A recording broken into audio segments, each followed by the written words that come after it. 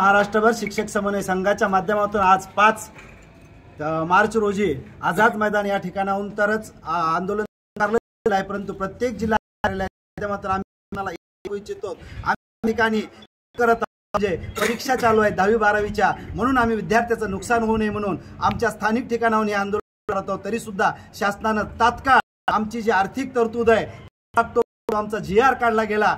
जून मध्ये केसर कंपनी जी घोषणा केली होती, या घोषणेवर फिरवण्याचं कसलंही काम करता या सर्व माझ्या बांधवांना वाढीव टप्प्याची आर्थिक तरतूद करून लवकरात लवकर खात्यात पगार पडावा। आम्ही समान काम समान वेतन या न्यायाप्रमाणे अतिशय अथक परिश्रमाच्या माध्यमातून विद्यार्थ्यांना शिकवण्याचं काम करतो। ह्या शासनाने सतत फसवण्याचं काम केलेलं आहे।